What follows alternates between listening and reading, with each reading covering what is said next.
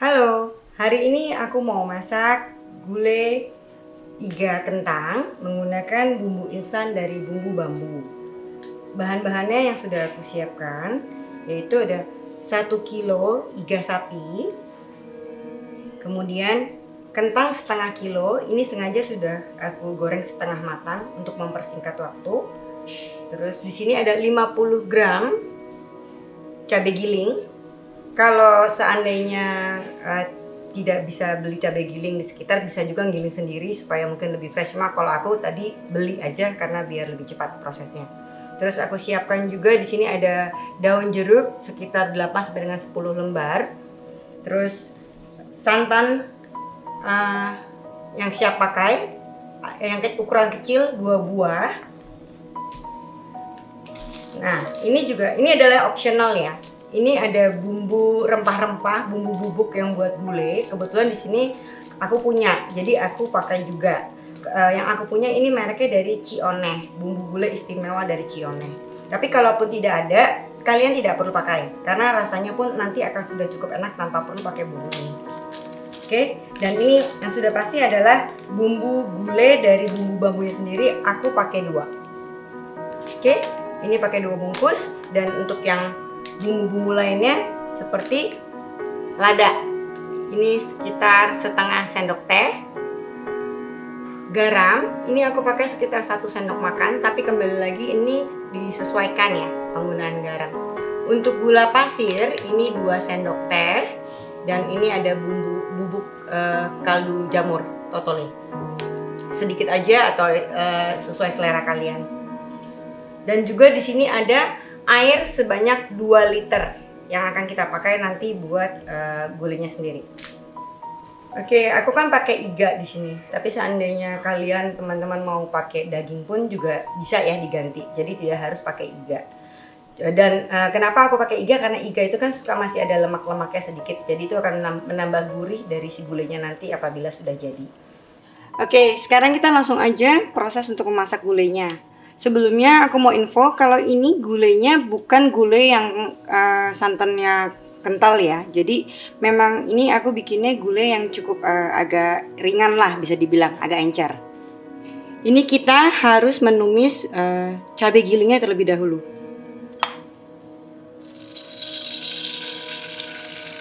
Ini kalau misalkan kalian mau lebih pedas boleh ditambah ya. Tadi kebetulan aku memang cuma 50 gram itu karena kebetulan anakku itu kan belum bisa terlalu makan pedas. Nah, ini juga bisa langsung kita masukkan daun jeruknya.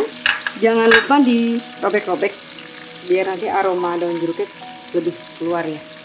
Ini aku pakai sekitar 10 lembar. Nah, ini kita tumis sampai benar-benar cabai gilingnya itu matang. Oke, ini cabai gilingnya sudah hampir matang ya.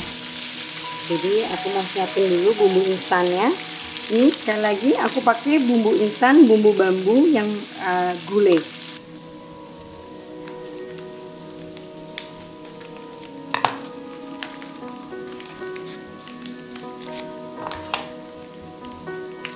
Nah, bumbu bambu ini sebenarnya juga sudah matang. Jadi begitu kita masukkan bumbu bambu ini tidak perlu terlalu lama lagi ditumisnya ya, karena nanti bumbunya jadi terlalu kering.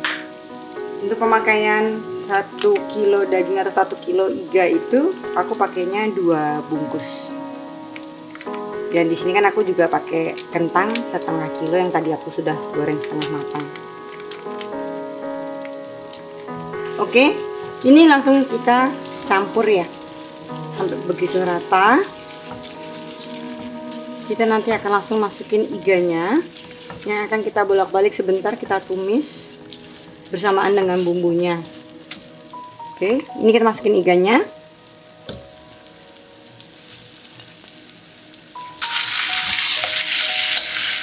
Oke, langsung kita aduk dengan bumbunya biar dia meresap ke iganya ya.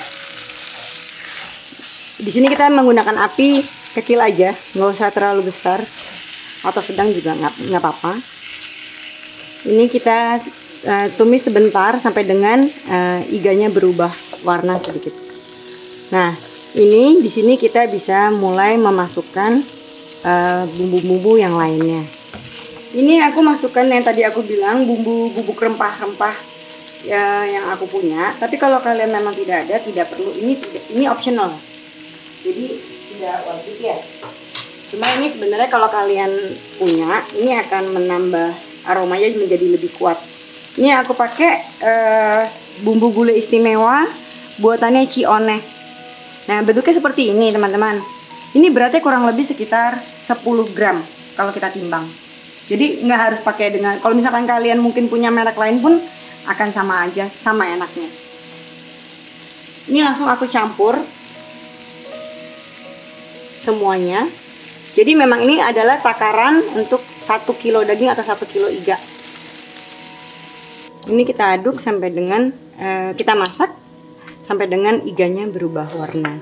Nah, sambil menunggu, aku akan panaskan air di panci presto.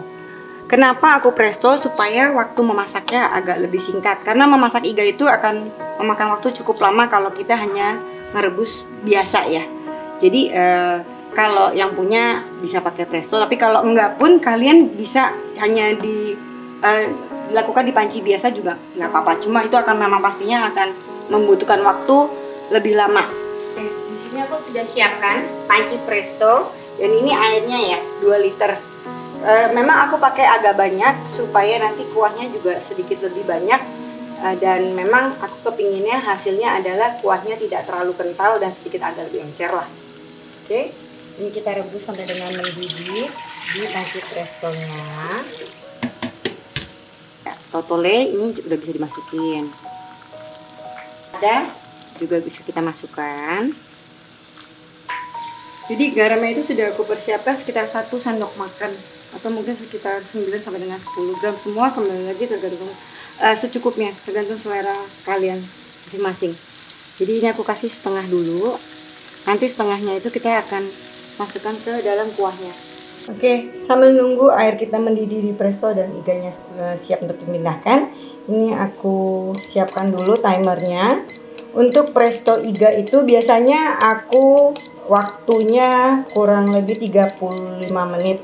Dan itu akan menghasilkan iga yang sangat empuk, bahkan bisa kita bilang lumer di mulut. Biasanya tulang-tulangnya bisa sampai dengan lepas 35 menit. Itu air sudah mulai panas, sudah mau mendidih. Ini sudah, dan iganya juga sudah berubah warna, bumbunya sudah cukup meresap seperti ini. Jadi sekarang bisa aku matikan apinya, terus kemudian aku akan pindahkan semuanya ke dalam panci presto. Pastikan semua bumbu-bumbunya terbawa ya. Jadi nanti pas kita presto iga itu semua rempah-rempahnya itu akan meresap masuk ke dalam iganya.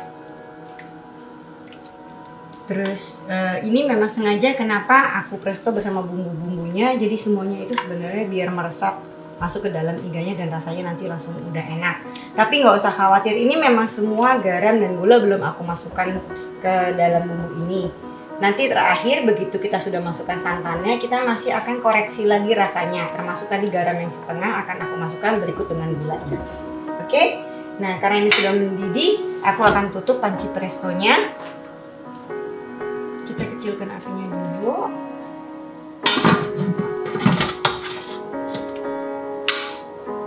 Ini rasanya sudah bisa, panci prestoku udah cukup panas, dan aku akan langsung mulai 35 menit dari sekarang ya.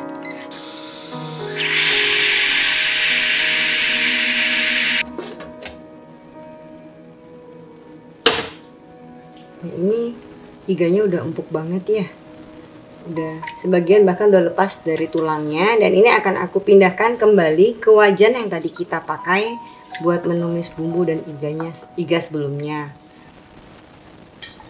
Nih, kalau kalian lihat tuh bahkan tulangnya bahkan sampai ada yang udah lepas, ini karena saking empuknya ya. Oke, di sini aku akan masukkan santannya.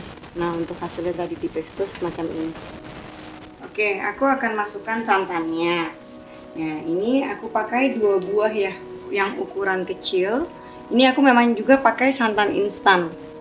Kenapa? Supaya prosesnya juga lebih cepat, dan memang ini lebih mudah penggunaannya karena tidak ada istilah nanti santannya akan pecah, jadi aku tidak perlu aduk-aduk terus gitu. Dan memang pakainya hanya 2 karena maunya hasilnya lebih encer.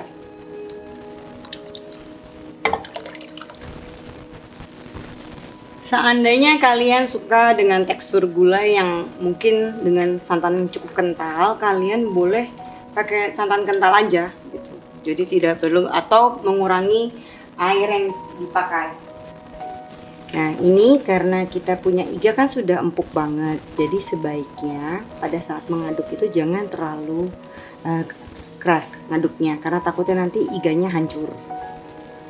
Jadi kita akan masak sampai dengan santannya semua larut, nggak ada lagi yang bergerindil, itu berarti sudah tercampur baik dengan rata. Ini kalian nggak perlu khawatir kalau ngeliat ada semacam kayak gini karena nanti dia akan larut dengan sendirinya. Nah ini aku akan masukin sisa garam dan gula pasir. Garam dan gula pasir.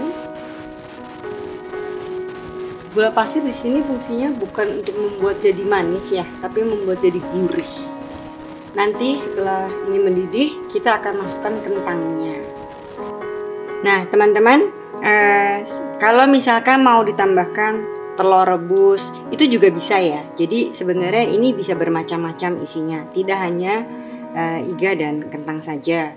Oke, ini kita aduk sebentar.